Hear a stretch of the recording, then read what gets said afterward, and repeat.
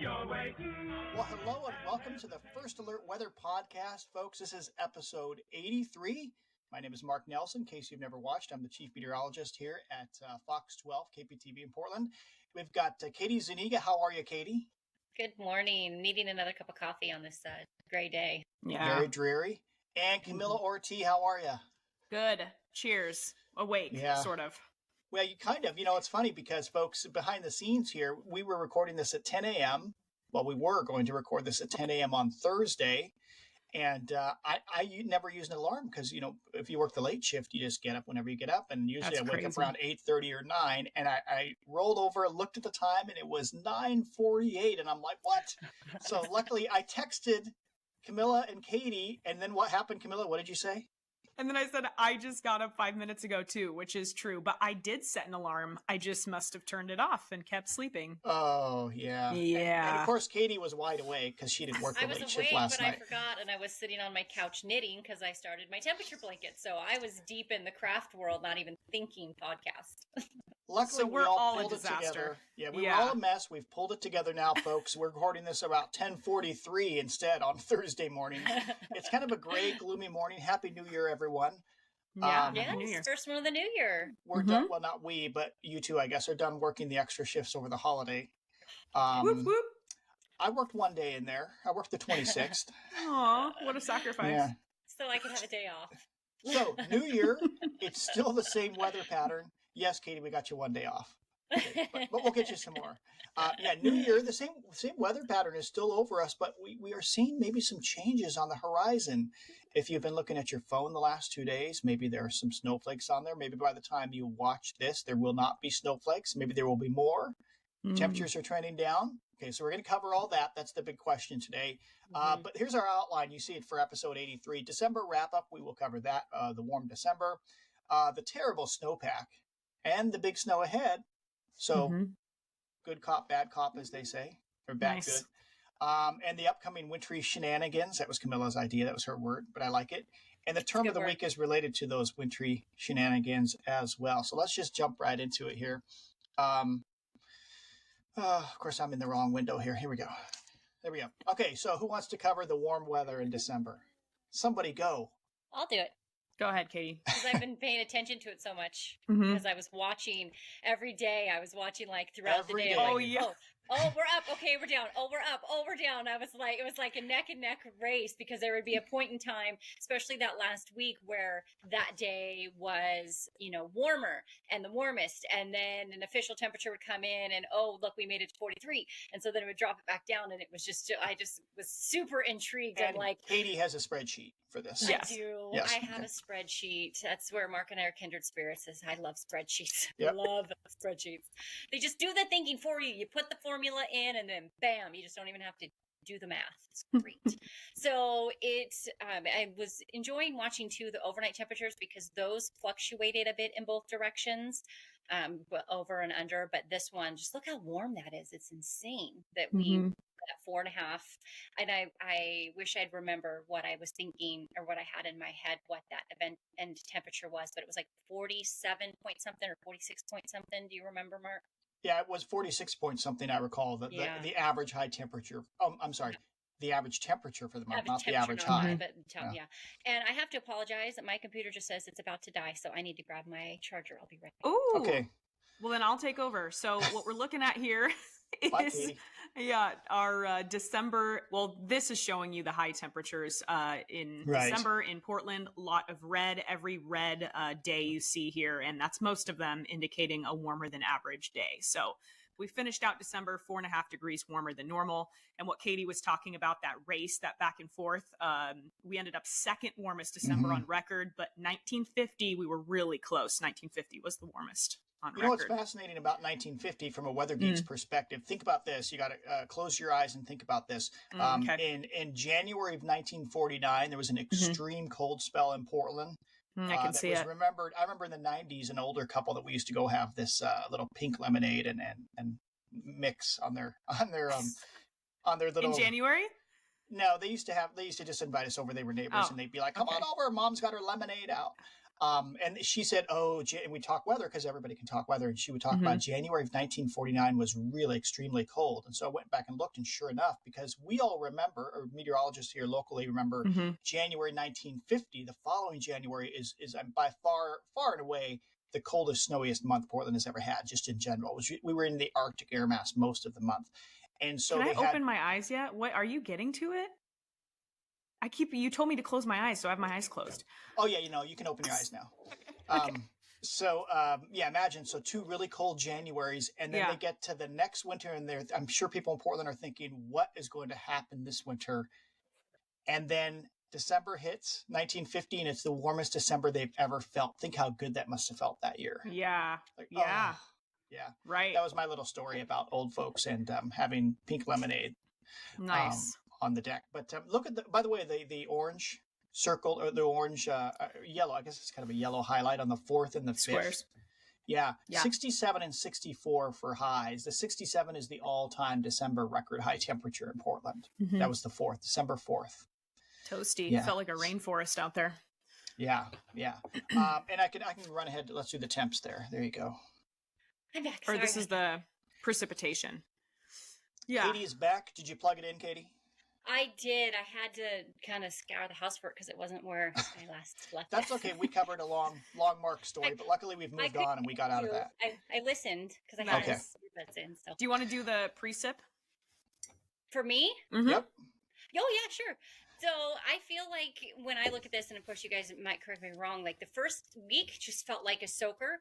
And then it didn't seem like, even though we have all that rain that came, especially the last week, it just didn't feel wet. I agree. Like felt not near. Very dry. There was plenty of dry time. Those last 3 weeks, I remember thinking like, wow, it's been kind of dry lately. And then look at the monthly rain total. Yeah. Well, and so with that, because again, I was monitoring this because I thought, wow, if we started off this wet. So then I started looking at records, and it was 15.24 was the record in 2015. There it is. Nice. And it's like, it took us, we didn't even make it in the top 10. Right. I think it was like place 15 or 16 is where we ended up with that 8 3/4. By the way, we should point out, as we always do, that we have a video version of this podcast and an audio version. I always listen to the audio version, like driving home. Maybe you do. That's pretty common. For the video version, which is kind of helpful in what we do here, because we're always looking at maps and weather information. The video version is on the weather page at kptv.com. It's kind of a second link. It says weather podcast. So go ahead.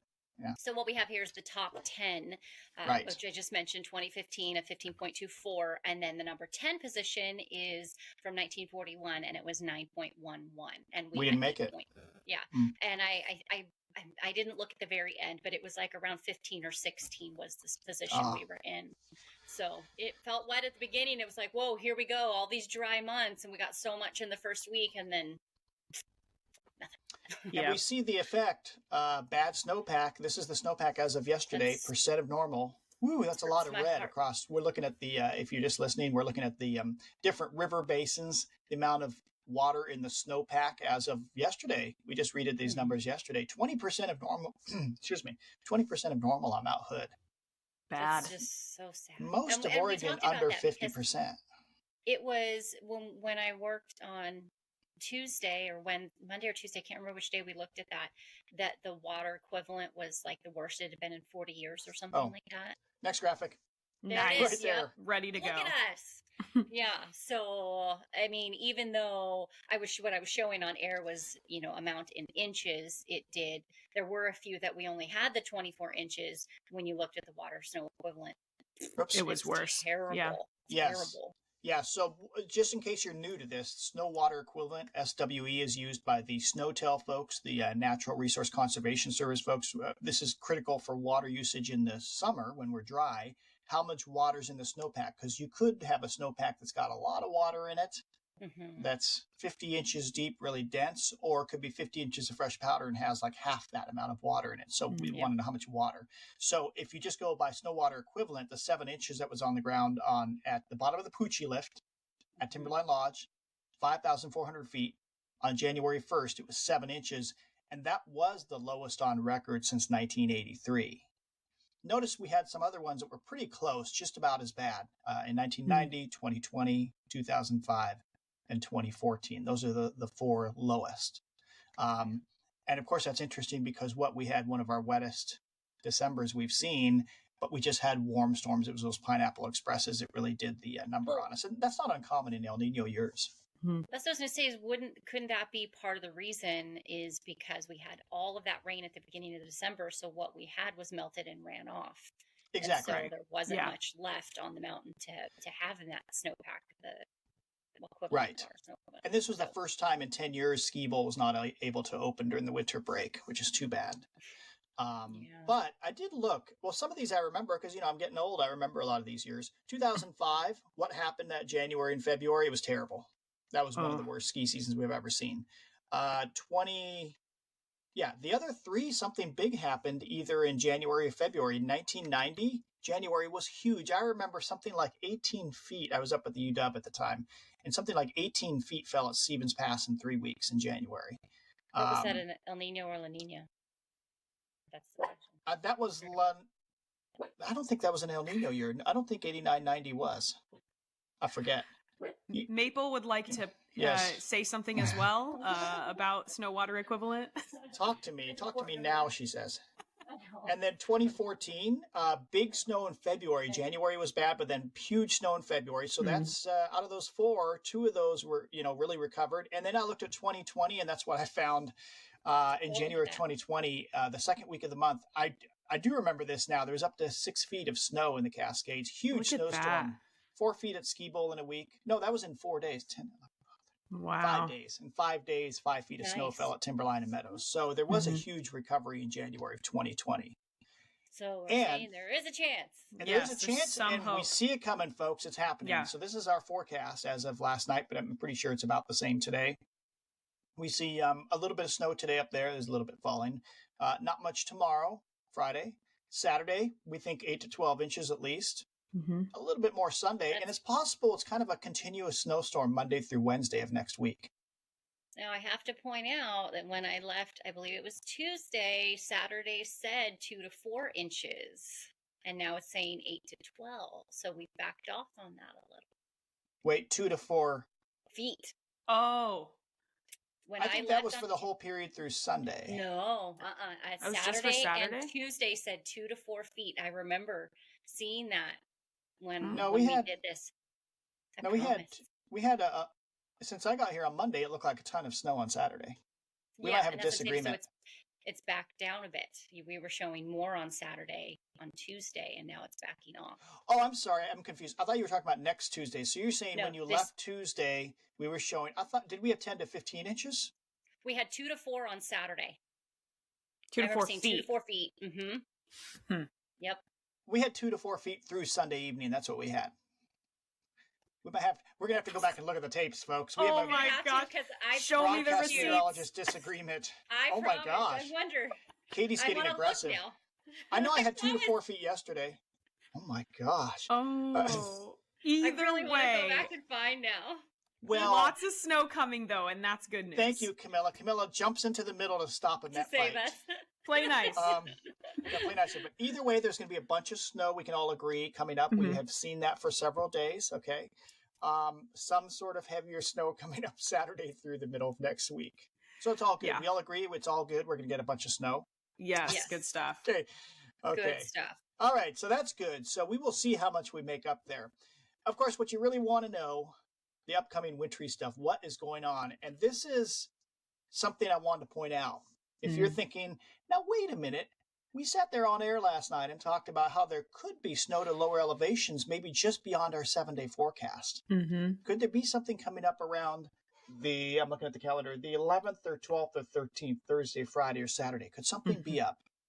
You said during El Nino, we don't get snow. They're warmer and drier than normal winters. Well, this is a graphic we've shown on air. This is a graphic I used in the we used it in the podcast. I've shown this on the weather blog. During the last 10 El Nino winters, we have had 3 snowstorms. One was in January of 2007. I remember that one. The other was in January of 98. That was a huge snow and ice storm in the metro area. I remember that winter. We've talked about it on the podcast before. It was kind of like this winter where not much of anything happened, just kind of mild and wet. And then there was about a 5-day period when Arctic air made it through the gorge, and we had a huge snow and ice storm. And then the 50-degree weather resumed.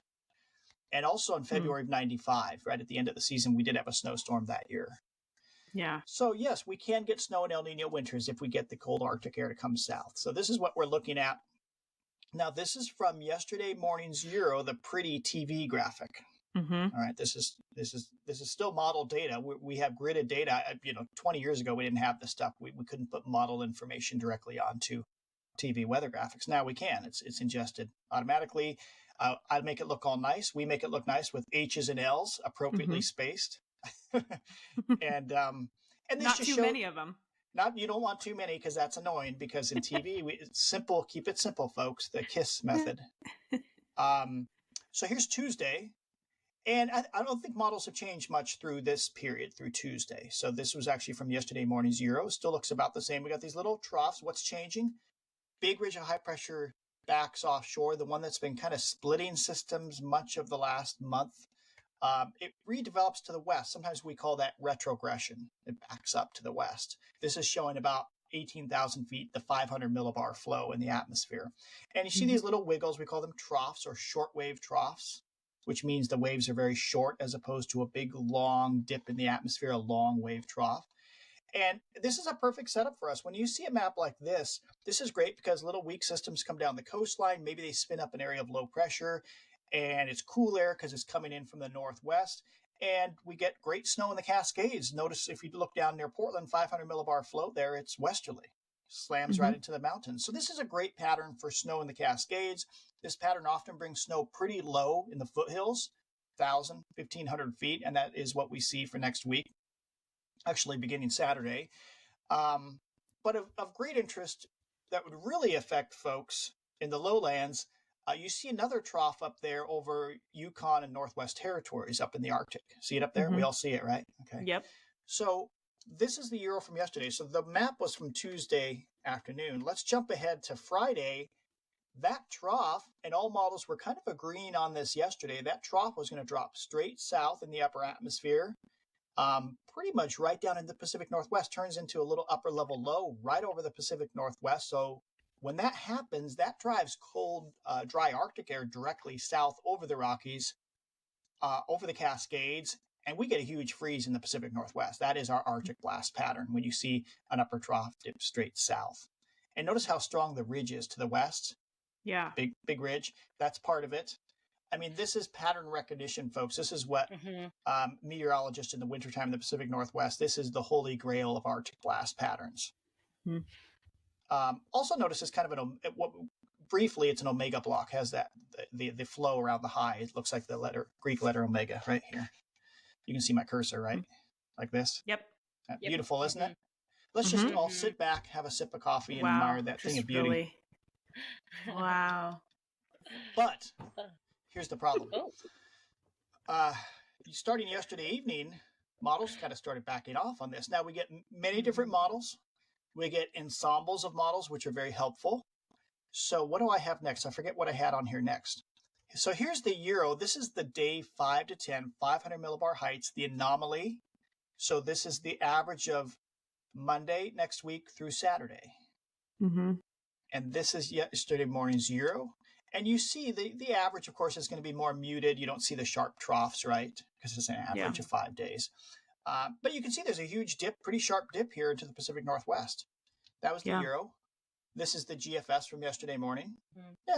I mean, classic setup, ridging to the west, And what I think I then have the GFS from today. So look closely at the Pacific Northwest. Is everybody looking right there? Yeah. Here's this morning's. The same period, Monday through Saturday. See how it's flatter and the trough has shifted more to the east, the average, the 5-day average. Yeah, and that's just so the that average. Would really blast the Midwest and kind of leave us on the fringe. Yeah. Right. So what has happened is models have kind of shunted the cold air farther east this morning, most of them, and we're just seeing kind of that trend. The GFS, there have been 3 other runs since yesterday morning. So this is yesterday morning's 850 millibar temp. Anybody want to take a stab at what 850 millibar temps are? Either of you? The snow. Oh, no, the temperature is at 850. What we're looking at here, what this means. It's just -10. the -10, -11, -10. Yeah, -10. This is in Celsius. but also that it's about 5,000 feet, that elevation, 4,000 to 5,000 feet. And we use that often as kind of a, a marker in our meteorological lives, because that's not as affected by low level, mountains and things like that, the ocean and whatnot, the land and the ocean interface. So we like to use something higher up to show kind of a clean flow of air.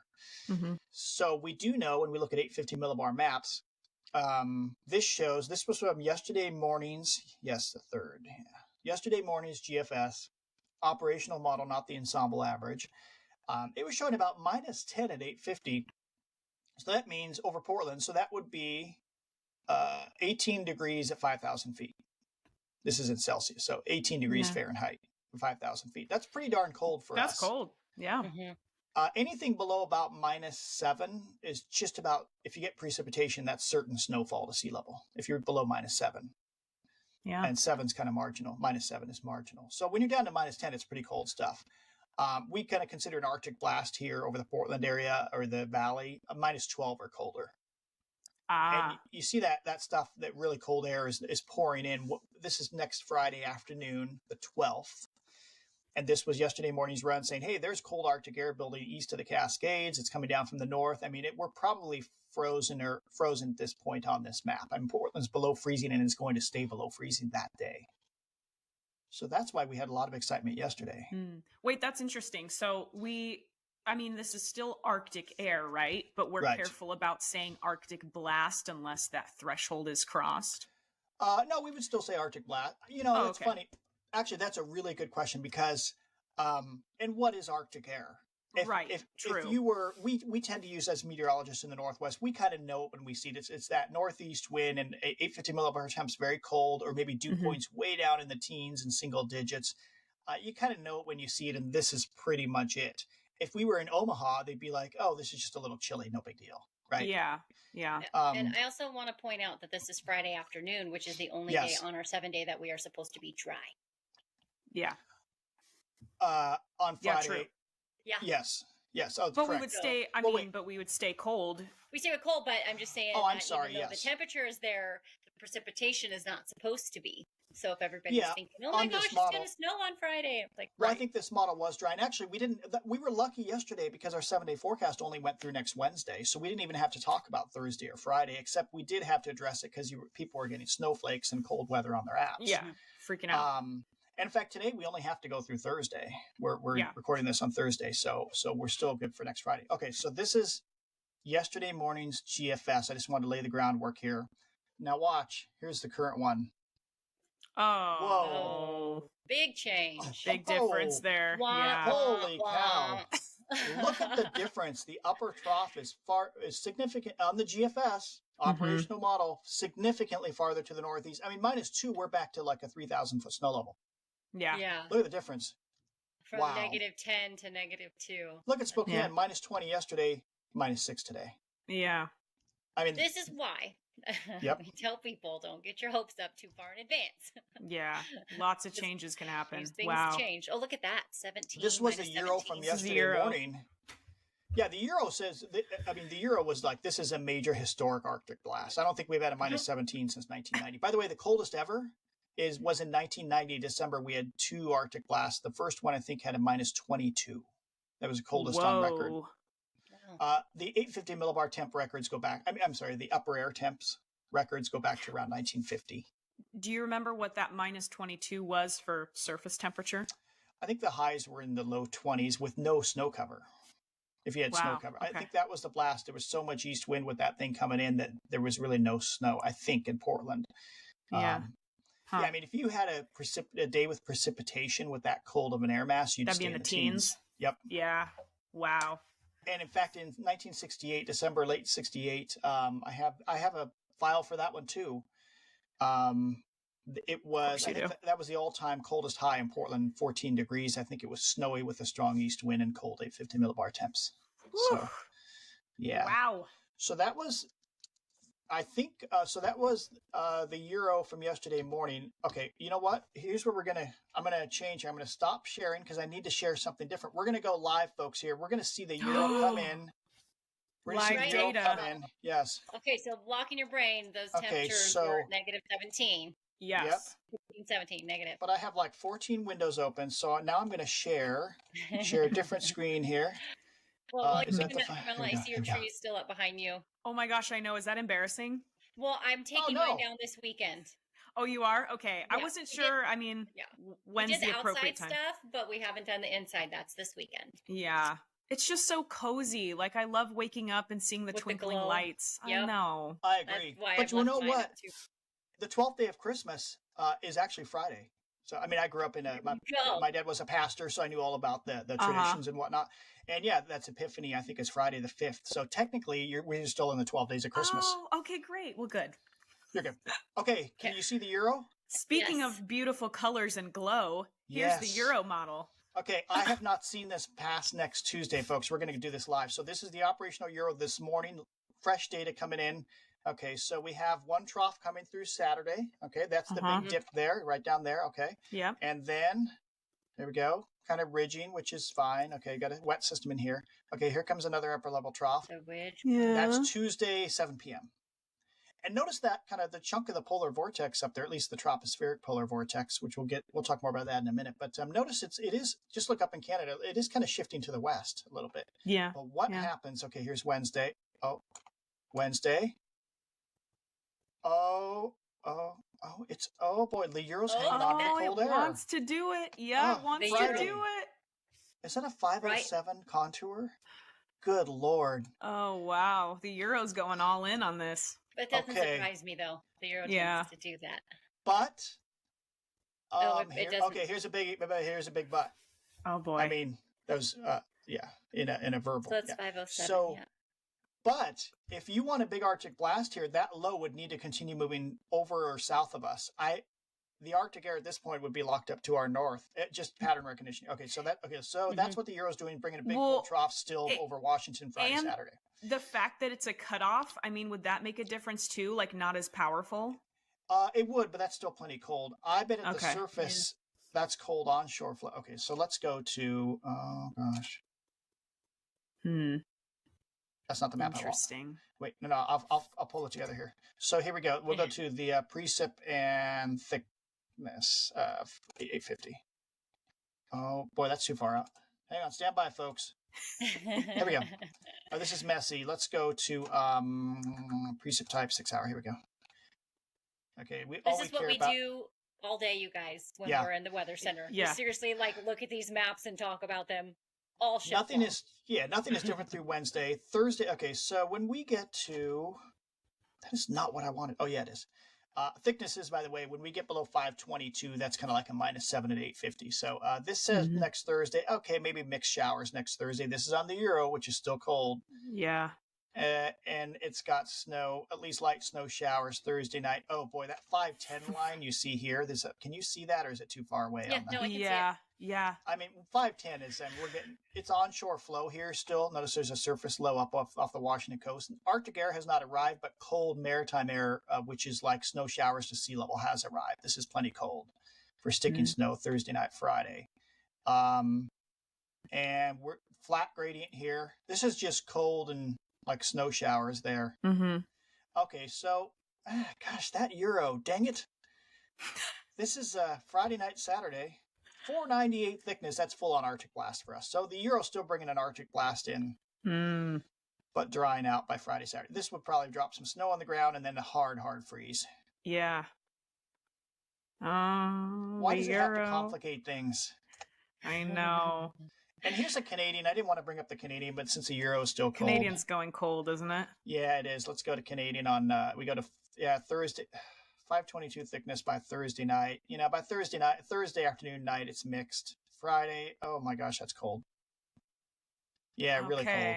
So Canadian and Euro, are going cold, but GFS tends to be backing off. So and here's what we do then is we'll look at the ensemble averages. And that's when we make the forecast for this afternoon. I mean, it's possible the Euro operational is kind of out by itself, too cold, But yeah, the Canadian would say pretty snowy as well. I'm sorry, maybe snowy and definitely cold. So, okay, so the Arctic blast is still on for, remember, this is still 8 days out, folks. Really, next Friday, Saturday, that's the 12th and 13th. So it's still slightly beyond our 7-day forecast. Yeah. Looking well, at just this, because I think this is fun too, just in case people aren't aware how like in the weeds you can get with this stuff. How many different models do we have available to us to look at with this? Which is why we use ensembles too. Yeah, but I'm saying we could look at a dozen different models. Right.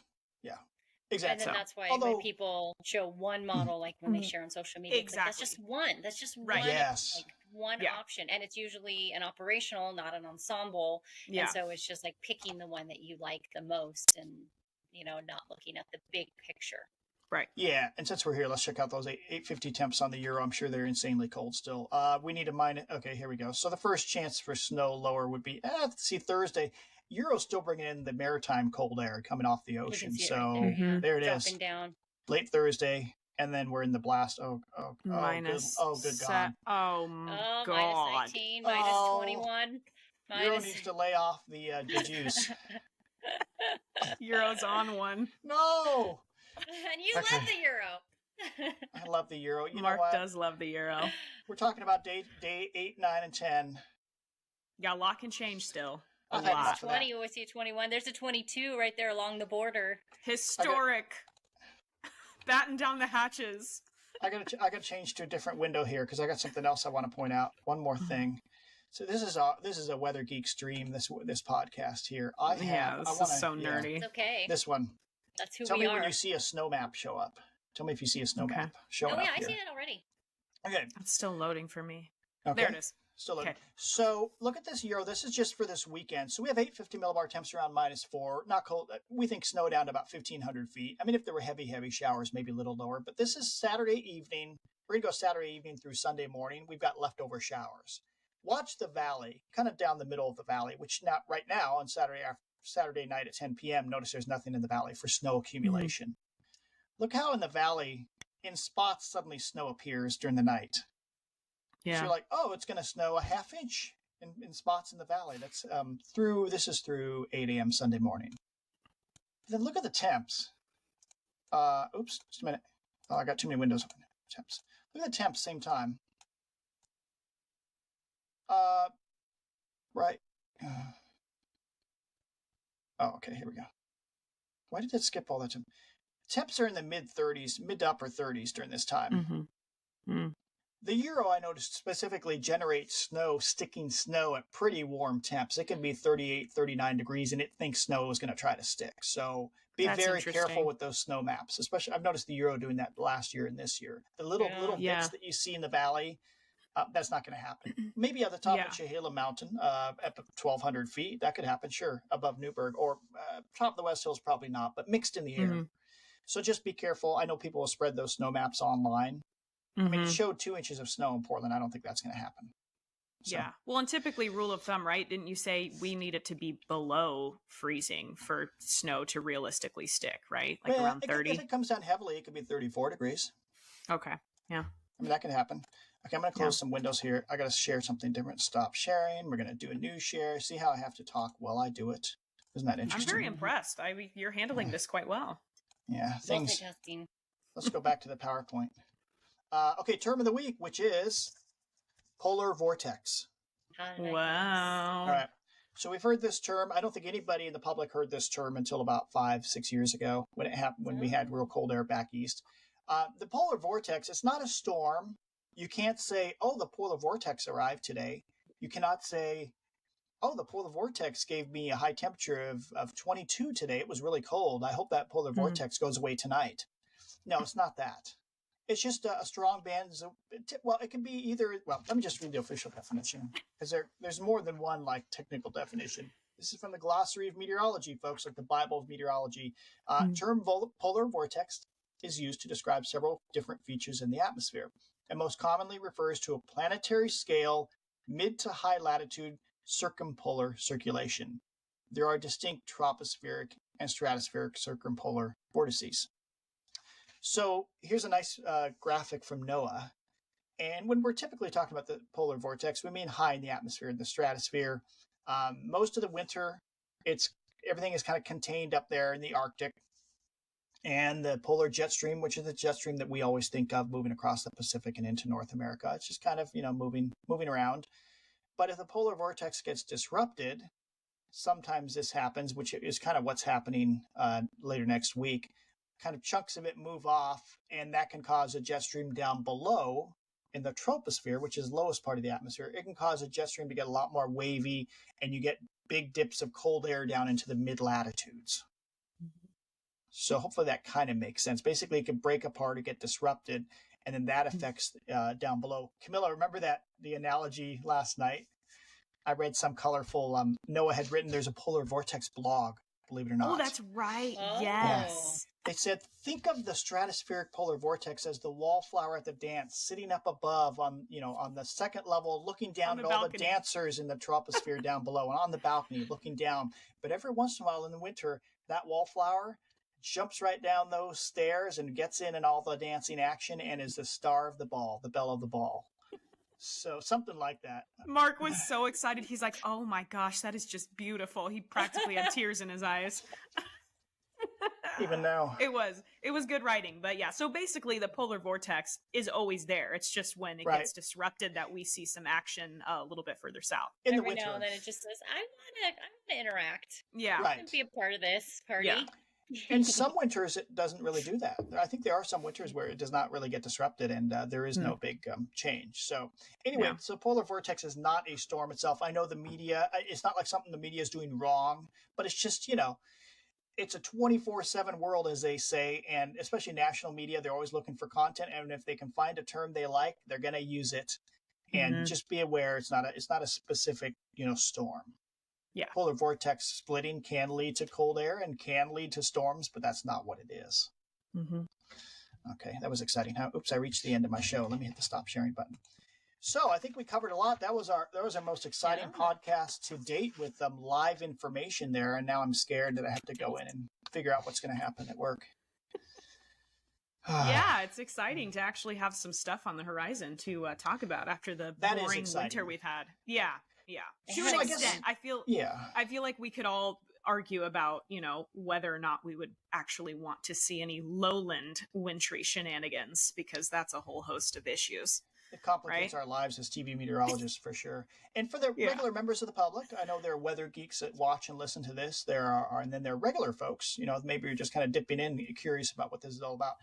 So I guess a big message is we're pretty much in the clear for lowland freezing or snow through next Wednesday for sure. I don't think there's a single model that has cold air coming in Wednesday.